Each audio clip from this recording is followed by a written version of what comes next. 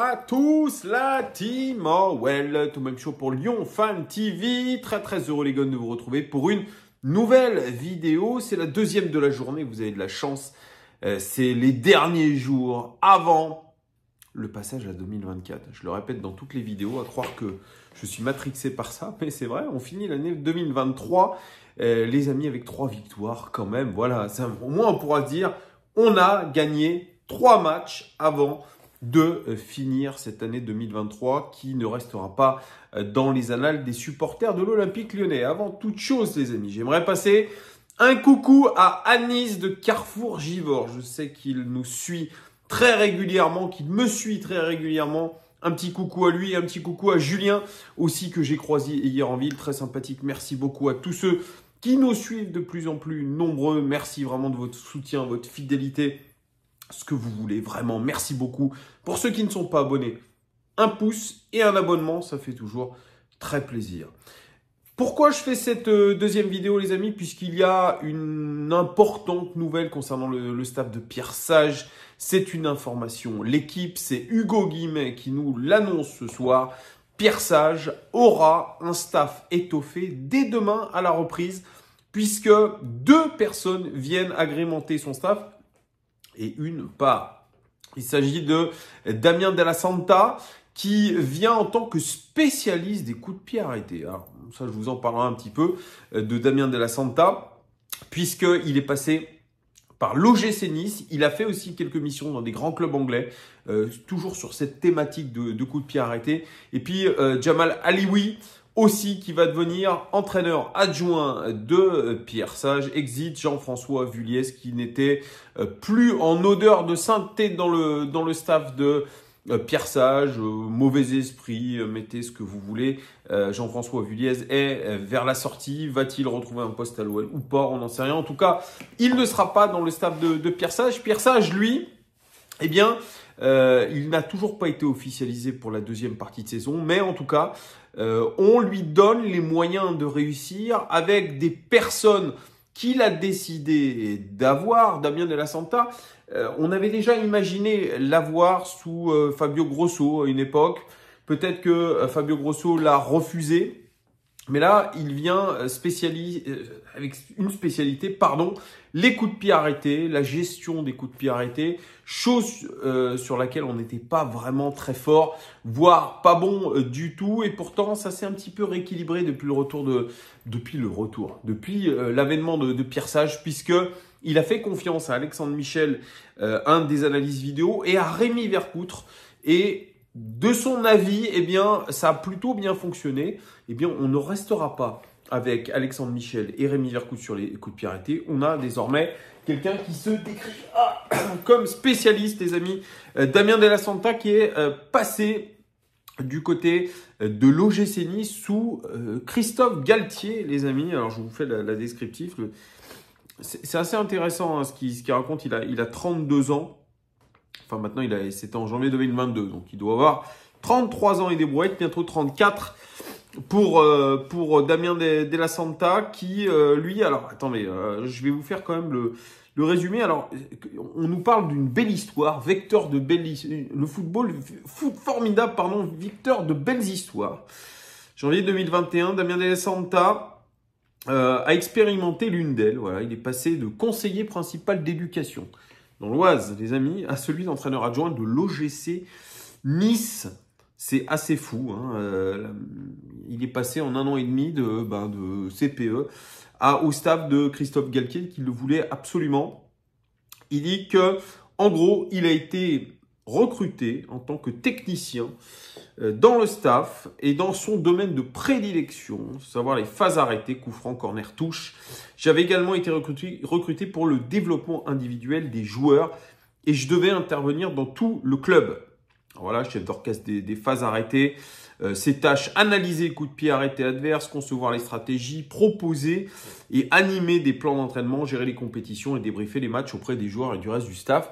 Ça ressemble un petit peu à une analyse vidéo. On en a déjà je ne sais combien dans notre club. À l'époque, quand il avait été recruté à Nice, c'était la pire défense d'Europe sur les corners la saison précédente. Et ils avaient déjà fait appel aux compétences de Damien Della Santa parce qu'ils connaissaient à l'époque Adrian Urcea, l'entraîneur adjoint de l'équipe, voilà, qui était l'entraîneur adjoint et qui a pris ensuite l'équipe à la place de Patrick Vieira. Il devait travailler, Damien Della Santa, comme consultant. Ah, c'est Julien Fournier, le directeur sportif, qui lui a dit que si l'expérience se passait bien au club, eh bien, il aurait un contrat. Eh bien, effectivement, l'expérience s'est super bien passée. Voilà, donc il a été retenu la saison suivante dans le staff de Christophe Galtier. Mais voilà, le départ de Christophe Galtier au PSG, eh bien, ça l'a complètement azimuté puisque ensuite Lucien Favre n'a pas voulu bosser avec lui. Et donc l'aventure à l'OGC Nice s'est finie en 2023. Il dit qu'il est parti avec beaucoup de choses positives. Tout le monde a été très content de son travail. Et à la suite de son aventure à l'OGC Nice, il a cherché pas mal de pistes. Pas mal de clubs, malheureusement ça s'est pas bien passé, il avait quelques touches et il intervient là régulièrement dans les cycles de formation les plus élevés de Belgique, l'UEFA Pro. Voilà, il croise pas mal de stagiaires, il a croisé Will Steele notamment. Donc ses compétences spécifiques s'inscrivent dans la logique de staff toujours plus pointu où les places sont très chères. Oui les amis, c'est encore de la cooptation, bien sûr. Il y a du talent, bien sûr, il y a du travail, mais il y a beaucoup de cooptation dans le milieu du foot, comme beaucoup ailleurs. Et Damien Della Santa, je vais vous dire un petit peu, bon, il a fait une petite interview sur le site de l'OGC Nice qui est assez intéressante. Et il parle de son métier un petit peu plus précisément. En parlant de ce qui se passait à Nice avant qu'il arrive, il dit on est passé d'un but tous les 11 corners à un but tous les 59. Ce sont des chiffres qui ressemblent à ceux des meilleures équipes d'Europe. Comme le gym a concédé énormément de corners, il y a eu beaucoup de buts. Si on ne prend que les chiffres, ce n'est pas magique. Mais si l'équipe était restée sur le rythme du début de saison, elle aurait, toujours selon les chiffres, pris 21 buts de plus. Vous voyez, donc il analyse tout. Julien Fournier, donc, qui est le directeur du football, m'a dit l'année dernière, donc que si ça marchait bien, comme il a dit, on continuait. Il a continué dans cette direction-là. Il a eu un contrat. Et il est passé de consultant à membre du staff à temps plein. Et il dit quand tu es consultant, tu ne gagnes pas les matchs et tu ne les perds pas. Je suis un grand compétiteur. Je vis pour ça. J'ai envie de toucher le plus haut niveau, de gagner des matchs, de perdre, d'avoir des challenges, d'être jugé, de sentir la pression, d'aider un staff et des joueurs à performer dans la durée. Envie d'être sur le terrain, de mettre les mains dans le moteur, être avec les autres, réfléchir ensemble. C'est ce qui me motive. Il y a un petit peu, je dirais, des similitudes avec ce que pense et comment imagine le football, de Pierre Sage notamment. Moi, je vois pas mal de similitudes. Ils vont un petit peu dans la même direction avec beaucoup de passion, beaucoup de technicité aujourd'hui. Il dit la raison veut que l'on juge le travail sur le long terme, mais dans le haut niveau, le long terme n'existe pas. Il faut être performant dès demain, gagner, ne pas prendre de but sur phase arrêtée, en marquer. Comme je l'ai dit, je fais aussi ce boulot pour être jugé chaque week-end.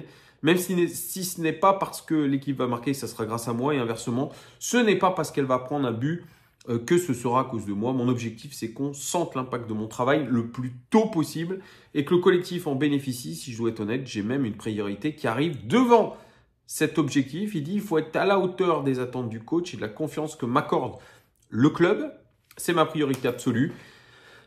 Ce que j'ai en tête avant tout, il y a un très grand coach, un grand staff, etc. Moi, j'ai tout à prouver. Même si le coach me dit que je ne passe pas un examen, c'est un énorme challenge. J'ai envie d'être à la hauteur, tout le reste suivra. Donc, il a fait une formation, il parle de sa formation. Il dit c'est une formation qui a été faite en Suisse, une formation aux préférences motrices et cognitives sur l'approche Action Types. Cette formation part d'un constat, toutes les techniques dans tous les domaines de la société sont construites à partir des meilleurs. Pour apprendre à tirer les coups francs, on prend l'exemple sur Juninho et on copie sa méthode. Or, chacun est différent. Cette formation permet de travailler sur ces différences et sur les différences par un tas de procédés physiques et techniques pour aller plus loin dans l'individualisation du travail, même si je préfère employer le terme d'individuation. Voilà. Il dit on reproche déjà l'individualisme au sport alors que l'individuation, c'est le rapport de l'individu dans son milieu et son environnement. Les deux agissent ensemble. Ce qui me convient bien mieux, la prise en compte de l'individu lui permet d'aller plus loin, beaucoup plus loin.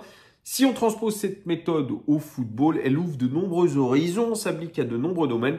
L'un de ces domaines, ce sont les phases arrêtées. Alors, comment il travaille ces phases arrêtées? Je vous fais c'est carrément un cours, j'ai l'impression de vous parler de Pierre Sage, les amis. Il dit, alors comment il travaille les coups de pied arrêtés? Parce que ça va être son travail à l'Olympique Lyonnais. Il dit, on peut d'abord travailler avec les frappeurs pour trouver les critères de réalisation qui leur conviennent, comme la course d'élan optimale, leur course d'élan qu'on identifie, qu'on leur fait répéter et répéter encore. Il y a aussi le travail avec les receveurs, la recherche de tout ce qui les rend à l'aise, de leur type de départ le plus fort, de l'angle préféré, bref, tout ce qui permet d'optimiser les choses au cas par cas. Aujourd'hui, un but sur 3 est marqué sur un coup de pied arrêté dans toutes les compétitions. C'est important, mais les joueurs n'aiment pas ça, il n'y a pas le temps, c'est redondant, donc il faut trouver des méthodes pour aller plus loin, des procédés pédagogiques pour que ça leur plaise, quelque chose qui s'articule avec les envies du coach et avec le fonctionnement de l'ensemble du staff. C'est ce qui a suscité sa venue à l'OGC Nice. Alors, il parle aussi des touches. On a eu à une époque, je vous rappelle, un centre qui est venu, le centre Mapei, qui a fait travailler les touches sur Rudy Garcia. Ça n'a pas donné grand-chose, je crois qu'ils avaient fait 1 ou 2 séances. Lui, il dit qu'il faut les travailler parce qu'il dit qu'en gros, il y a 40 par match, 20 par équipe. C'est une phase de jeu les plus présentes. Et ce n'est pas celle que l'on travaille en priorité, mais il dit qu'en gros, grâce aux touches, on peut conserver la balle 2 fois plus. Donc, il faut le travailler. Alors lui, il s'intègre au planning de travail de l'équipe, il fait des diagnostics, plan de travail avec le staff, ensuite le coach valide ou valide pas ce qui l'intéresse. Donc il agit vraiment, moi il me fait penser aussi à ce mec là qu'on avait pris, on l'avait pris comme directeur de la performance avec Laurent Blanc en début de saison, Martin Buchheit, il était considéré comme un espèce de mec de la NASA et il est parti par la petite porte, on n'a jamais entendu parler de lui. Là, c'est extrêmement technique, c'est pointu, il y a beaucoup d'analyse, il y a beaucoup de complexité des choses. Mais je dirais que le garçon a l'air intéressant, il a envie de bosser, il est technique. On veut professionnaliser à mort notre staff. Cela veut dire que Pierre Sage doit rester sur la durée parce que j'imagine que si il n'allait pas avec nous sur la durée et notamment pour cette fin de saison, ça serait quand même dommage de se séparer encore de 2 autres personnes dans son staff. On verra comment va travailler Damien Della Santa. Moi, j'aimerais bien avoir clairement sa mission. Est-ce qu'il va faire partie du staff? Est-ce que vraiment il va être dans les bureaux avec la performance? J'en sais rien. En tout cas, sur le papier, c'est intéressant. Ça va dans la même direction de Pierre Sage. Ça veut professionnaliser à mort. Ça veut tout codifier. Voilà, moi je suis pas contre toutes ces stats, toutes ces choses comme ça, mais est-il vraiment quelqu'un de haut niveau? Il a travaillé avec des clubs anglais.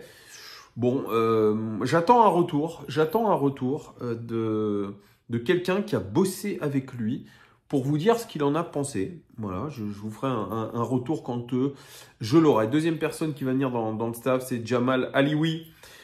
Jamal Alioui, alors moi je ne connaissais pas, c'est un joueur qui a été formé à l'Olympique Lyonnais, ancien joueur de l'Olympique Lyonnais, qui était coach du Bourges Foot 18, voilà, et il est passé aussi par le Gol FC. Il dit donc en gros, voilà, il y a eu l'ensemble du club du Bourges 18, tiens à remercier chaleureusement Jamal pour son implication, nous lui souhaitons bonne continuation, il a réussi dans la suite de sa carrière. Voilà, c'était le club qui avait été racheté par Sadio Mané.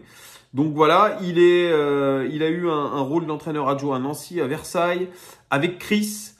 Et aujourd'hui, eh bien, il est annoncé comme l'adjoint de Pierre Sage. Alors, qu'est-ce que ça vaut? Je ne sais pas, en tout cas. Lui a tout de suite voulu quitter son aventure avec Bourges pour rejoindre l'Olympique Lyonnais. Je ne connais pas. Je ne connais pas cet homme, je ne connais pas ses qualités, je ne sais pas ce qu'il vaut. En tout cas, on est en train de remodeler petit à petit le staff de Pierre Sage et c'est un staff déjà extrêmement fourni. On a beaucoup de préparateurs, beaucoup d'analyses vidéo. Est-ce que tout ça ne va pas se télescoper, notamment Damien Della Santa qui ressemble à un super analyse vidéo, franchement. Je vois pas trop ce que ça nous apporte quand même d'additionner comme ça les profils.